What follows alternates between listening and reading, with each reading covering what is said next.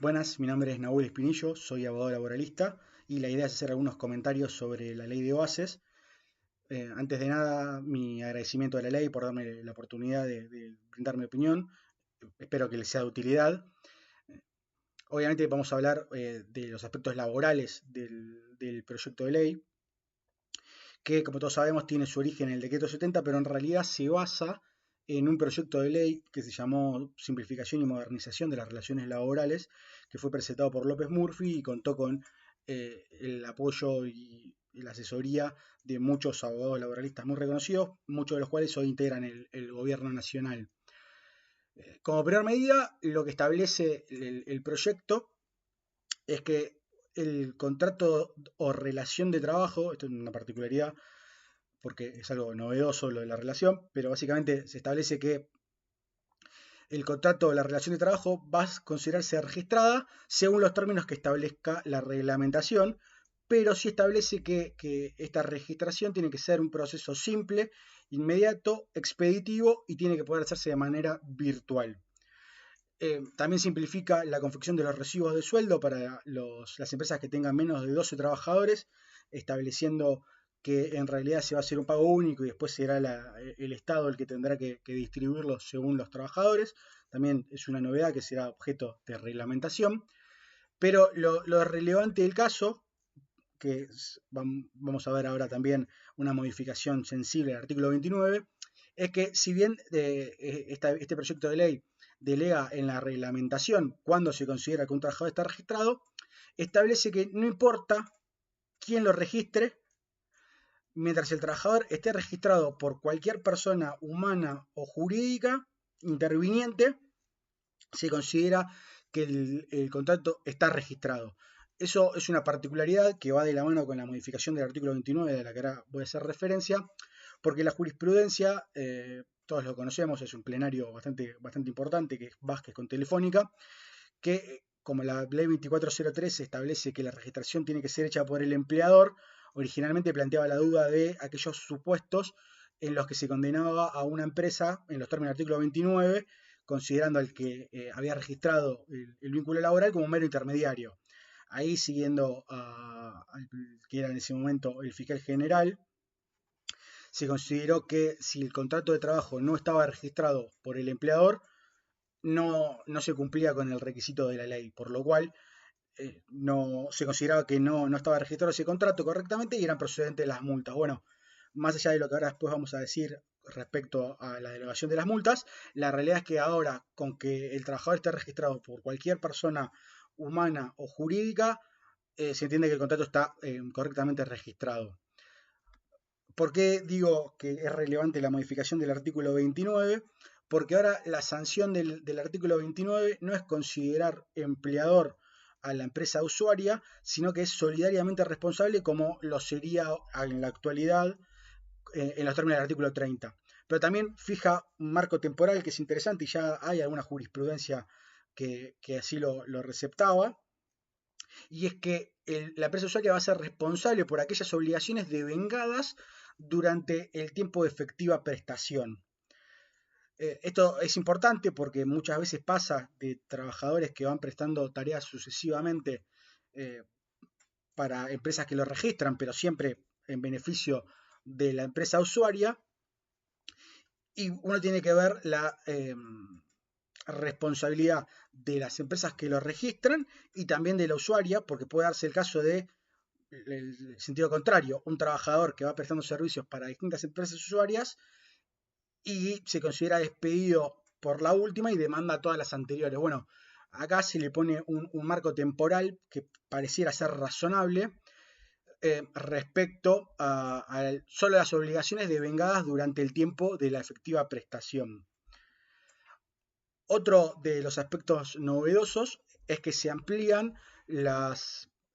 sujetos pasivos para recibir las denuncias de irregularidad de los trabajadores. Entonces sabemos hoy el organismo que recibe este tipo de denuncias en los términos del artículo 11 de la ley 24013 es la FIP. Bueno, ahora aparte de la FIP también se pueden realizar denuncias de irregularidades en los ministerios de trabajo de nación o en los locales, que extrañamente van a tener que extender una constancia para el trabajador que va a cumplir una especie de artículo 11 actual, lo cual es llamativo porque como se derogan las multas, la realidad es que no tiene mucho sentido eh, el artículo 11 de la 24013, porque en realidad la emisión o no de esta constancia es abstracta. De hecho, también es abstracta el tema de la denuncia en los casos en los que se llega a una sentencia, porque si bien el régimen actual establece la obligación en cabeza del secretario de notificar a la AFIP, ahora se dice que tiene 10 días para hacerlo, pero con una novedad muy importante, que es que esta comunicación debe tener todas las circunstancias que permitan la determinación de deuda. Y esto es importante y era algo muy reclamado por el sector empresario, porque muchas veces las sentencias tornan un tanto, no sé si imposible, pero sí muy dificultoso el cumplimiento de la entrega de las nuevas certificaciones en caso de que esto sea objeto de condena o del ingreso efectivo de los aportes. ¿Por qué? Porque la sentencia no realiza un análisis mes a mes de la remuneración de los trabajadores, sino que se limita a establecer cuál es la remuneración de la base de cálculo en los términos del 245 durante el último periodo, pero en relaciones largas esto plantea un problema, porque supongamos que se establece un salario, para hacerlo fácil, de un determinado convenio, yo podría ir a esa categoría a lo largo del tiempo y ver cuánto era el salario. Pero si en la condena también se incluyen rubros que se consideraban no remunerativos, como por ejemplo, no sé, la medicina prepaga o el teléfono celular, se establece el monto o valores actuales al momento de la extinción del contrato. Yo hace poco tuve un caso, por ejemplo, en el que era una relación de 10 años del que era el presidente de una compañía y le establecieron el carácter salarial de un montón de rubros. Pero obviamente esos rubros se cuantificaron al momento del despido del trabajador. Entonces, el celular eran 2.000 pesos, pero no son lo mismo en un país inflacionario como el nuestro, 2.000 pesos al 2013 que al 2005. Entonces, ahí era medio difícil cumplir con las certificaciones de trabajo porque no había un parámetro objetivo en el cual la empresa podía ingresar los aportes o establecer, denunciar la remuneración de cada mes. Entonces ahora esto va a ser tarea del juzgado porque como les digo tiene que establecer las circunstancias que permitan la determinación de deuda.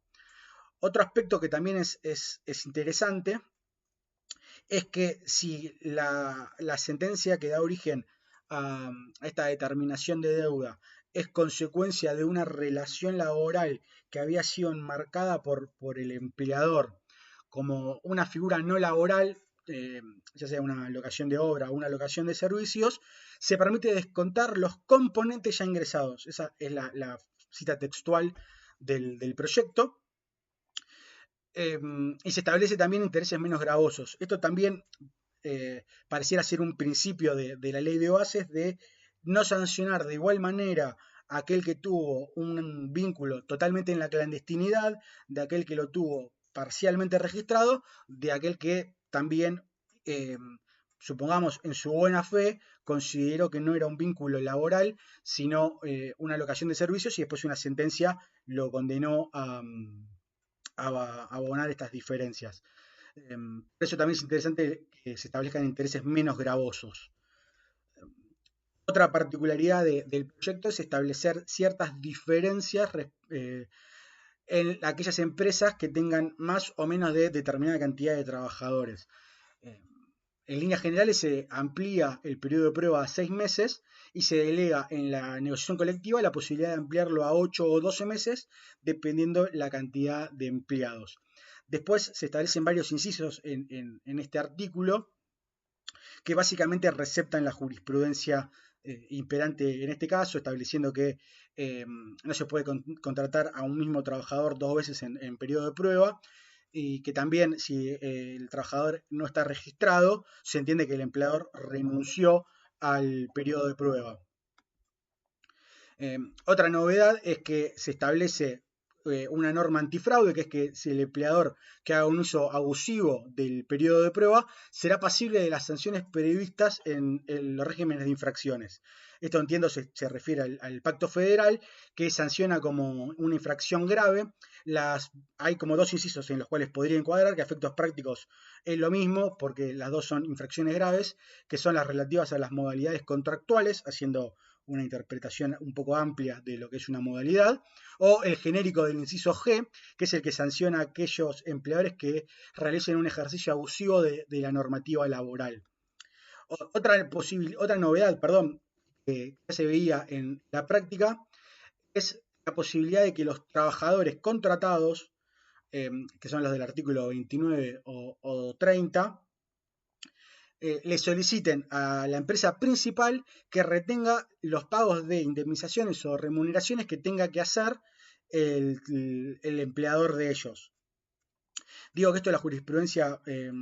ya medio que lo aceptaba, más que nada por la posibilidad que tiene el empleador, que ahora lo vamos a ver, pero en la negociación colectiva era muy, muy habitual que ante el conflicto con una empresa intermediaria se le realizan reclamos directos a la empresa principal y esta, mediante la intervención del Ministerio de Trabajo, se haga cargo del pago de salarios o del ingreso de los aportes a los regímenes de seguridad social. Y también se establece la facultad que tiene el principal de retener estos aportes e ingresarlos en ambos casos, obviamente pagando por cuenta y orden del empleador. Después se establece una novedad que fue bastante criticada, que es una modificación a lo que se considera un despido discriminatorio, estableciendo que en aquellos supuestos en los que se considere que el despido decidido por el empleador fue discriminatorio, o obviamente un despido indirecto fundado también en estas mismas causales, que básicamente son los de la ley 23.592,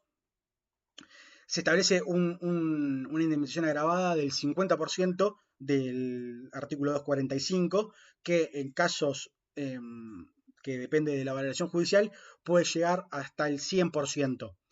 La novedad de esto es que independientemente del quantum de la indemnización, se establece que el despido decidido por el empleador en estas características discriminatorias surte los efectos. O sea, el despido, pase lo que pase, es válido.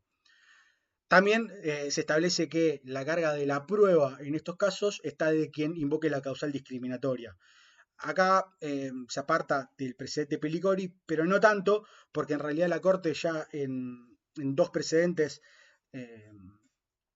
el último, que es el más relevante, que es Romero con Estado Nacional, ya había establecido que era el trabajador el que tenía que demostrar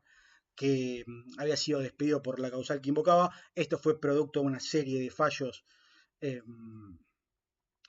cuya lectura recomiendo, especialmente el de Varela con Disco, que fue el que empezó con el tema de la carga de la prueba, dependiendo si era un despido con causa o sin causa. Bueno, quédense con que lo relevante es que para la ley ahora el despido surte efectos independientemente de su carácter discriminatorio o no. Otra de las novedades, también muy interesante, es que se establece un fondo de cese que va a reemplazar las indemnizaciones del artículo 245. Si bien no establece cómo será el régimen ni nada por el estilo, porque lo delega directamente en la negociación colectiva, también establece que el empleador puede optar por un sistema privado para el pago de este fondo o las indemnizaciones del artículo 241. Será la negociación colectiva y la reglamentación que eventualmente se dicte la que establezca las condiciones para que esto prospere. La realidad es que el artículo no da muchas precisiones, especialmente entiendo que lo que debería ser objeto de una reglamentación será el tema del financiamiento, es decir, cómo se va a financiar este sistema, que fue una de las críticas que se le realizó al proyecto original y a todos los que hubo con anterioridad en lo que se conoce como la mochila, porque se basa en lo que se conoce también como la mochila austríaca. Otro de los artículos que se mantuvo y que también fue bastante criticado es el de los trabajadores independientes con colaboradores. El proyecto establece que un trabajador independiente puede contar con hasta otros 5 trabajadores independientes para llevar lo que denomina un emprendimiento productivo, según el régimen especial que se reglamentará por el Poder Ejecutivo, sobre el cual tampoco hay precisiones. Si uno va a las bases de este articulado, está pensado para, por ejemplo, peluqueros o albañiles que por ahí no son una empresa o es discutible que lo sean, y quieren contratar los servicios de otro trabajador que por ahí también es independiente y se quieren juntar entre los dos, eh, estableciendo que entre ellos son trabajadores independientes, es decir, califica a esta relación entre justamente los trabajadores independientes como autónoma y no laboral, lo cual es un tanto extraño porque si la relación es entre trabajadores independientes, va de suyo que no es laboral, pero como es por lo menos dudoso y será la reglamentación la que tenga que establecer las condiciones para que resulte de aplicación este supuesto, lo aclara varias oportunidades. Digo que también es extraño porque si bien la relación es autónoma, estos trabajadores independientes van a tener RT y obra social según el régimen especial que se establezca.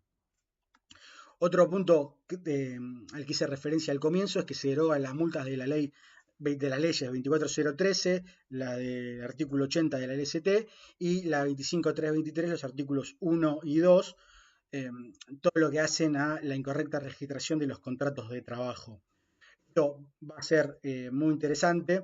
ver qué hace la jurisprudencia, porque un planteo muy serio puede ser que esto tendría efectos inmediatos por la naturaleza penal de este tipo de multas. De hecho, ya hay jurisprudencia que incluso así lo entendió con el decreto 70 del año 2023. Por último, y para no extenderme demasiado, otra de las modificaciones que hace es establecer la prohibición de trabajar 45 días antes y 45 días después de la fecha de parto para las mujeres o personas gestantes. Esto también es interesante por la adopción de este término que no está en la LST, pero ya había jurisprudencia que ampliaba el concepto de maternidad a adopciones y a personas gestantes. Estableciendo que se puede diferir el comienzo de la licencia, pero que nunca puede ser menor a 10 días. Y si el nacimiento del bebé es prematuro, se puede acumular los días que no se hayan gozado antes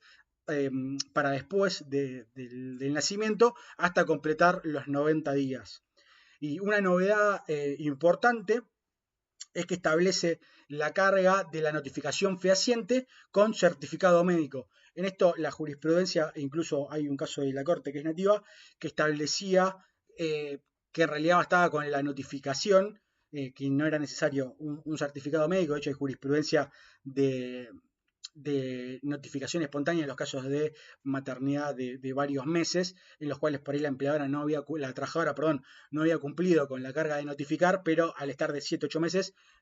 ya resultaba evidente su estado de gravidez. Ahora la ley establece la carga de la notificación fehaciente mediante un certificado médico. Y también en una novedad establece la estabilidad absoluta de la trabajadora o la persona gestante en su empleo,